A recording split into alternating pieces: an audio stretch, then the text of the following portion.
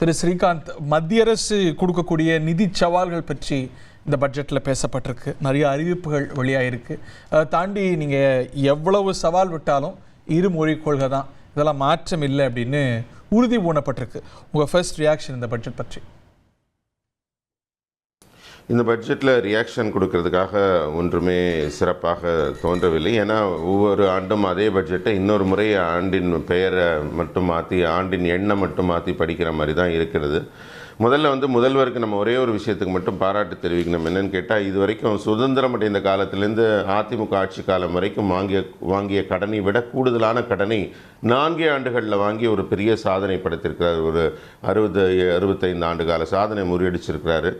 3.5 லட்சம் கோடிக்கு மேலே கடன் வாங்கியிருக்கிற ஒரு மிகப்பெரிய சாதனை. இது மக்களுக்கு சென்றடைந்திருக்கிறதா, திட்டங்களாக மாறி இருக்கிறதா என்றால் பயனாளிகள் யார் என்பது தெரியவில்லை. இன்னும் சொல்லப்போனால் அவர் பாரதிதாசனில் ஒரு கோட் சொன்னார். ஆனால் பாரதிதாசன் மிக அழகான ஒரு விஷயம் சொல்லியிருக்காரு. உள்ளம் கடன் வாங்குகையில் ஓப்புறும், கடன் வட்டியோடு கேட்கையில் திகைப்புறும்.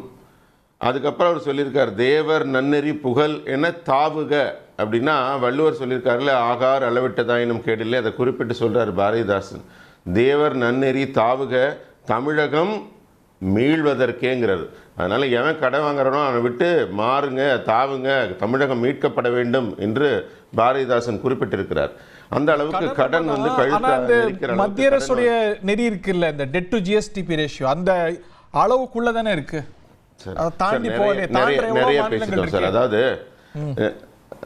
இல்லை, நம்ம ரொம்ப அது தாண்டவில்லை என்பதற்காக நீங்கள் எவ்வளோ தூரம் நீங்கள் தண்ணியில் முழுகலான்னா நான் முழுகிக்கிட்டே இருப்பேன், ஏன் முழுகிறீங்க?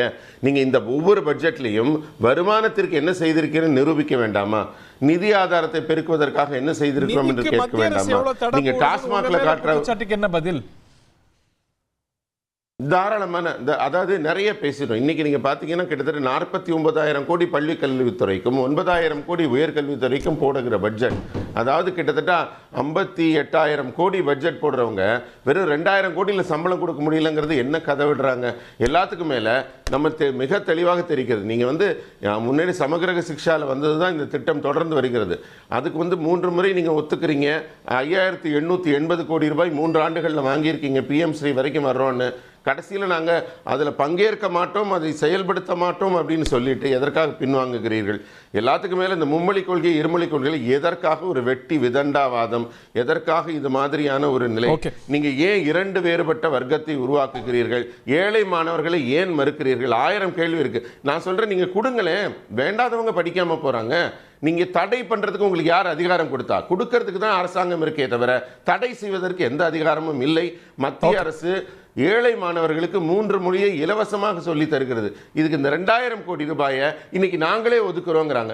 இந்த பணமும் மத்திய அரசு கொடுக்கும். வேற ஏதாவது திட்டத்திலேருந்து மடைமாற்ற போகிறீர்கள். இன்னைக்கு நீங்கள் விமான நிலைய விரிவாக்கங்கிறீங்க, கிராம சாலைகள்ங்கிறீங்க, கலைஞர் வீட்டு வசதி திட்டங்கிறீங்க. போன வருஷமும் போட்டிங்களா 3,500 கோடி ரூபாய்.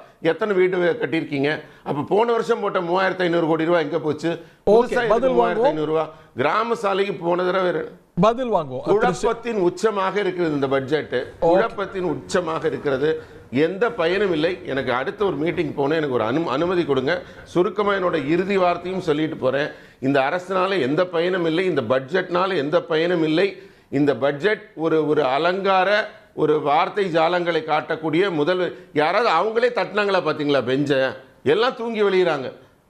அதாவது உறுப்பினர்களே, திமுக உறுப்பினர்களே தூங்கி வெளியக்கூடிய ஒரு துல்லியமான ஒரு பட்ஜெட்டை கொடுத்திருக்கிறார்கள். ஊழல் தான் இங்கே சிறப்பாக நடக்கிறது. திமுக ஆட்சியில் பட்ஜெட்டுக்கான எந்த வேலையும் நடக்கவில்லை. போன பட்ஜெட்டே தூசி தட்டி படிச்சுட்டு போயிருக்காரு, அவ்வளவுதான்.